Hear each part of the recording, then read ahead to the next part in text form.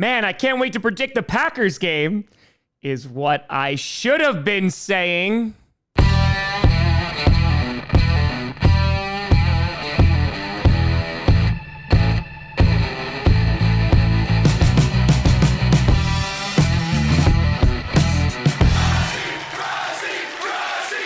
Grossi Posse Packer Nation. Welcome to an episode of Packcast, the podcast where you don't have to be Packers fan, but it sure does help. I'm your host, Tom. Yeah, I'm totally over Saturday's game. Grossi, and today we are going to be predicting all 4 games in the upcoming divisional round. And these predictions are just getting smaller and shorter because, listen, folks, we only have 7 games left in the 2025 NFL season, and it has been it's been a crazy one. And honestly, after the insanity that was the wild card weekend, as I mentioned yesterday, the divisional round is going to have a ton of hype to try and live up to because those were some damn good playoff games, except for that particular one. And I'm not talking about the Steelers-Texans. Last week, I went a very average 3-3. It should have been 4-2. Okay, that's the last one. I'm over it. I got the 49ers game wrong. I got the Bills game wrong.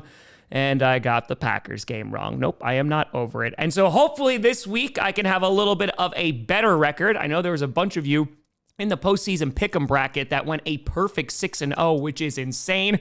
Congratulations. You know more football than I do. And yeah, there are some tough games on this schedule to try and predict, but we are going to try and do it. And if not, then it's okay.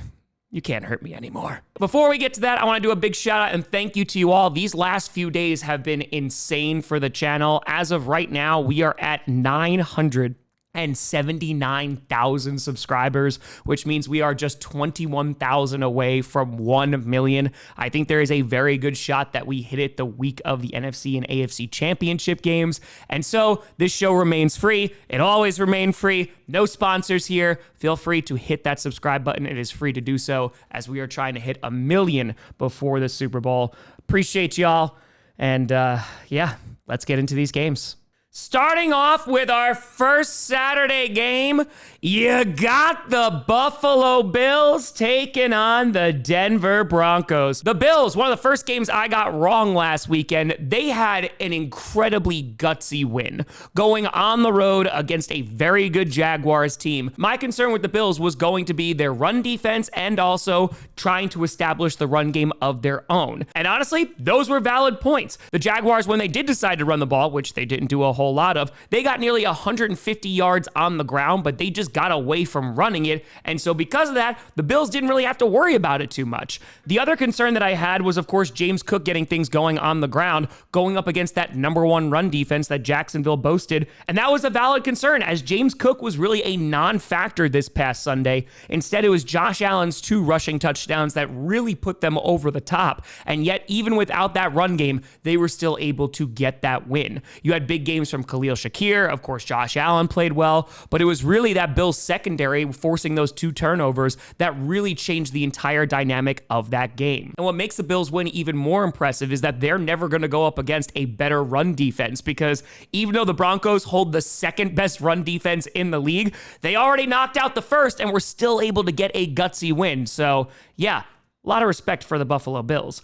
They're going to be taking on the Denver Broncos, who were able to relax this past week, and I'm sure that they don't mind hosting the Buffalo Bills over the LA Chargers.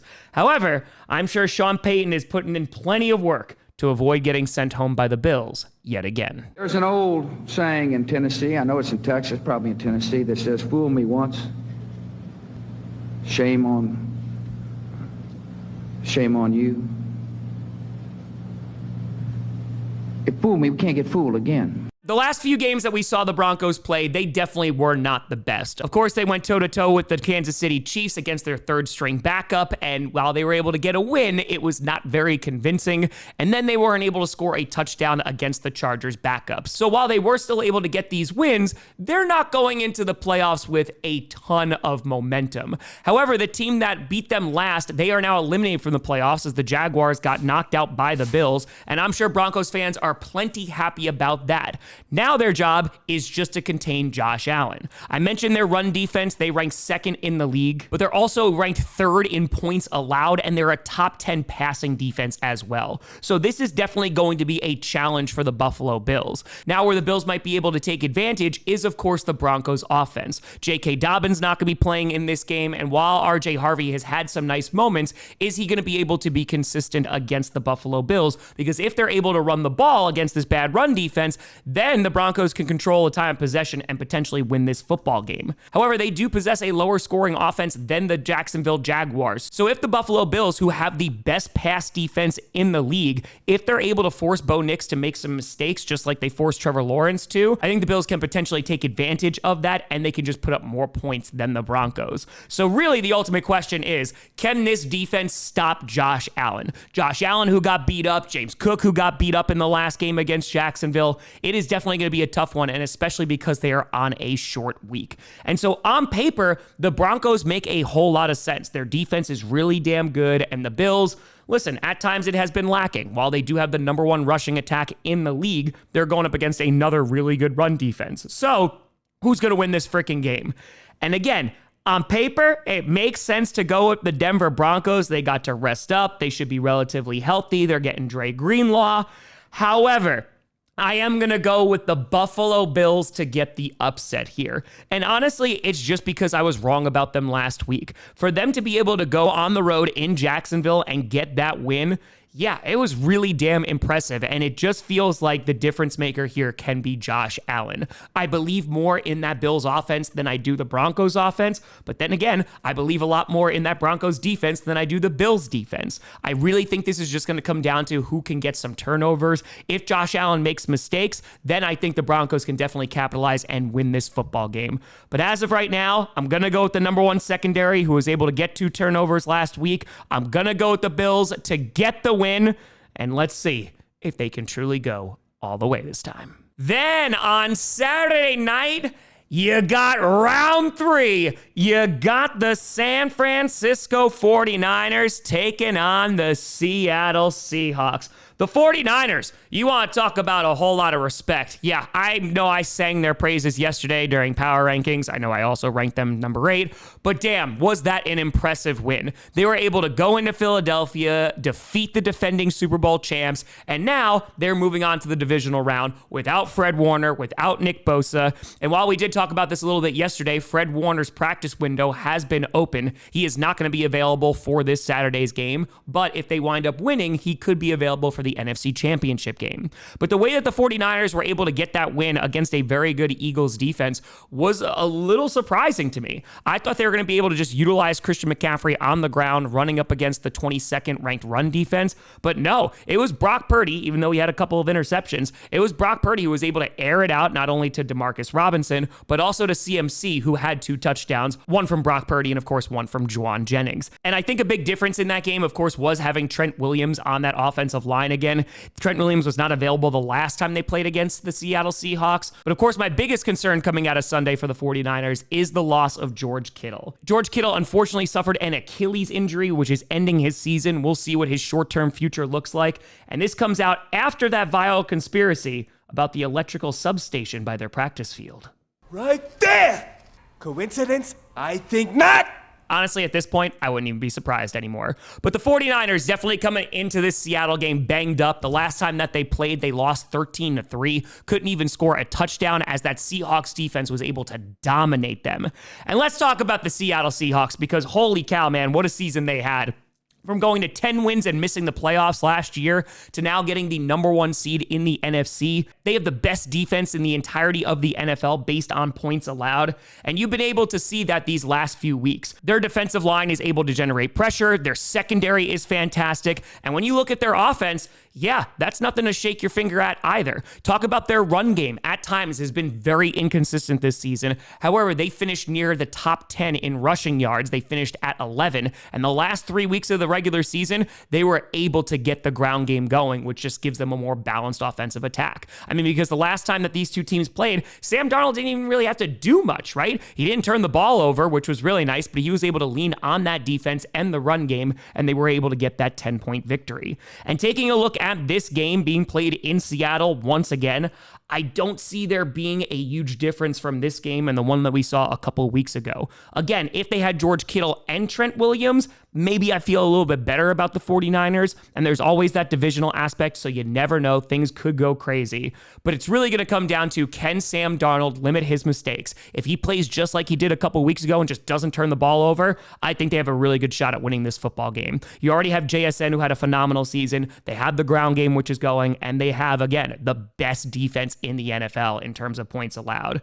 So because of that, I'm going to have to go with the Seahawks here. They were able to shut down Christian McCaffrey, who has been that guy for the entirety of the season for the 49ers. And if they're able to limit him, whether it's on the ground or through the air, yeah, I think Seattle is going to punch their ticket to the NFC Championship game.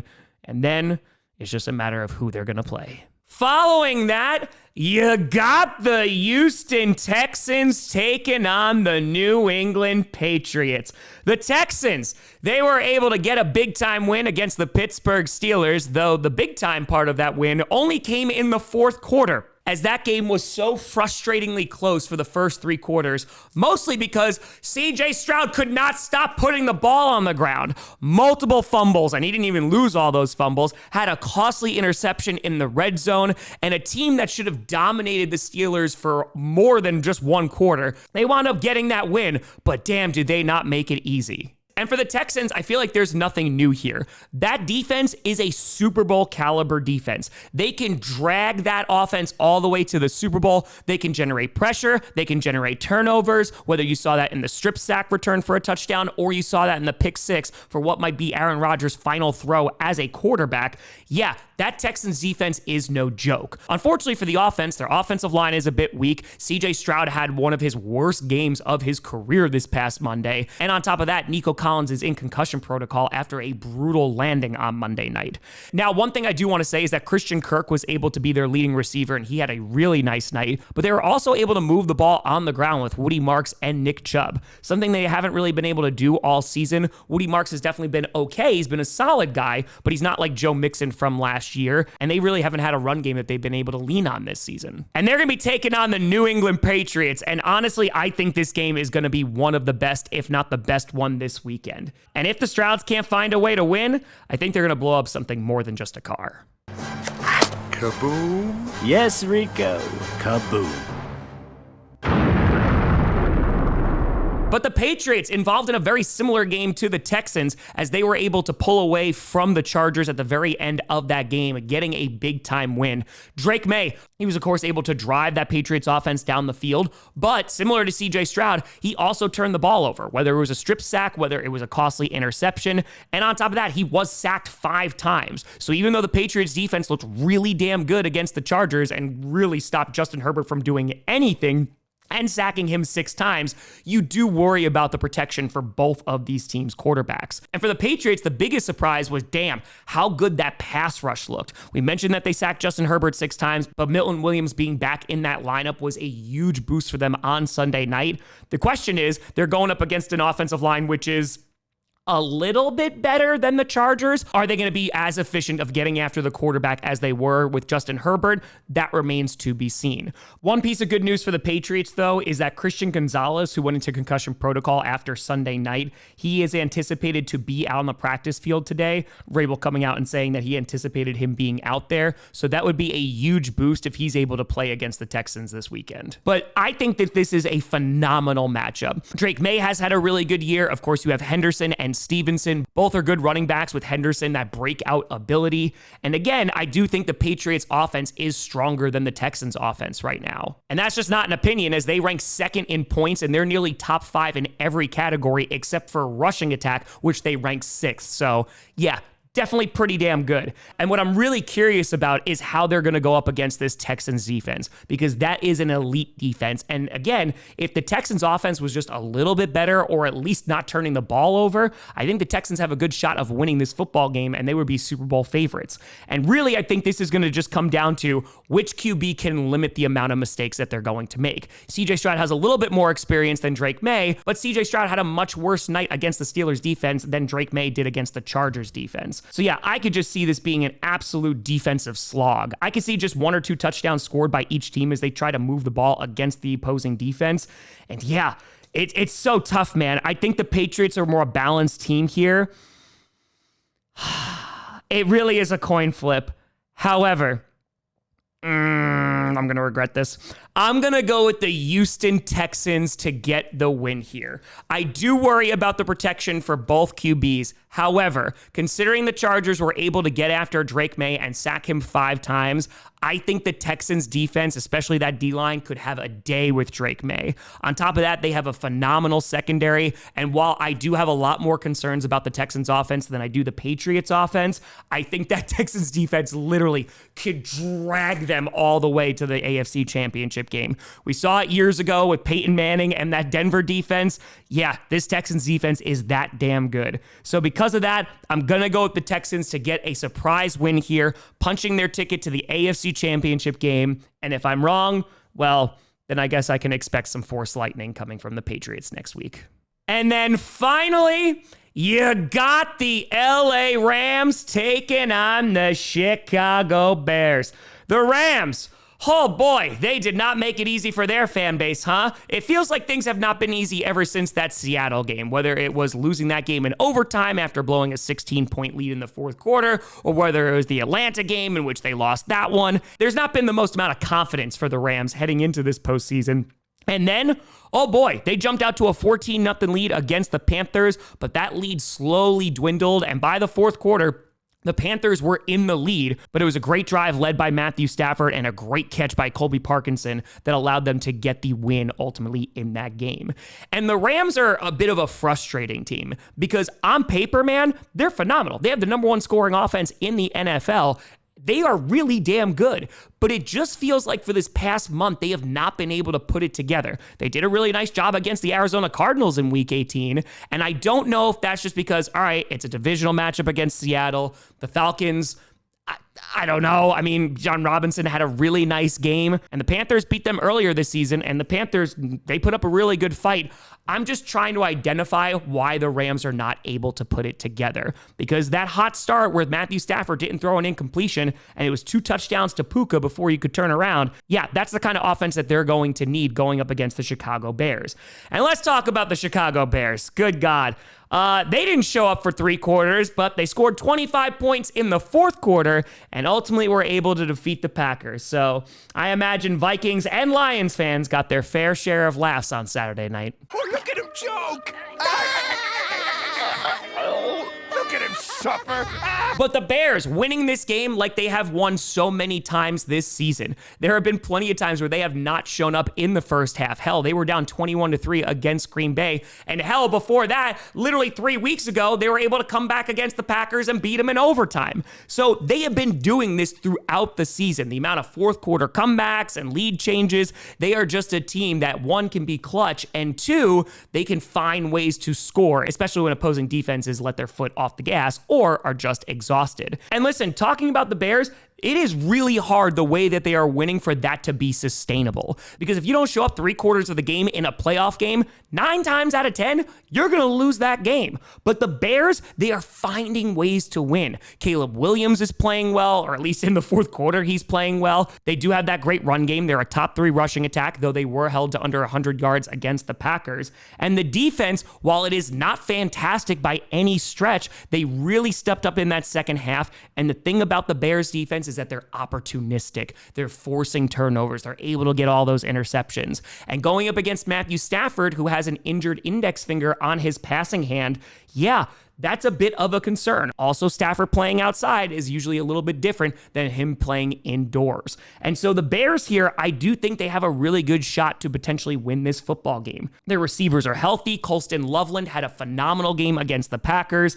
And if the Rams secondary cannot cover those guys, yeah, this could just be an offensive shootout. The difference maker here is I do believe a little bit in the Rams defense more than the Bears, and that Rams offense, you know that they could put up a ton of points. And so I do think Stafford can take advantage of that secondary, whether it's Puka Nacua or it's going to be a healthy Devontae Adams. The Rams on paper here, I think they should win this football game. And it's frustrating because I can see the Rams blowing the Bears out, but I could have seen that happening against the Panthers too, and it was a really close game. And so I would not be surprised if this is a close game that goes into the fourth quarter as well. But here, I am going to go with my gut here, and I am going to go with the LA Rams to get the win. It's just like I said, I don't think the way the Bears are winning is super sustainable. And listen, they could be like the Broncos, man. They can win ugly all the way to the Super Bowl, and I do think the Bears have a good shot here with an injured Matthew Stafford and going up against that secondary, which is not the very best. The Bears are going to be able to put up points, especially if they're able to control the clock and run the ball. But here, I'm going to go with the Rams. I think Matthew Stafford is just going to be able to outduel Caleb Williams here. I don't really believe in the Bears defense to generate a ton of pressure, though the Rams weren't really impressive in that category either against the Panthers. But yeah, gonna go with the Rams, punching their ticket to the NFC Championship game. And if it's Seahawks-Bears, yeah, that's gonna hurt. But let me know what you think down in the comments below. Who do you have winning these divisional round matchups? And then after this, just a few more games until the very end. But let me know what you think. You know, I saw me at TomGrossiComedy.com, and a big shout and thank you to all the Patreon and YouTube members for supporting this channel. And thank you so much for watching. I'm Tom Grossi. And as always, go Pack Go.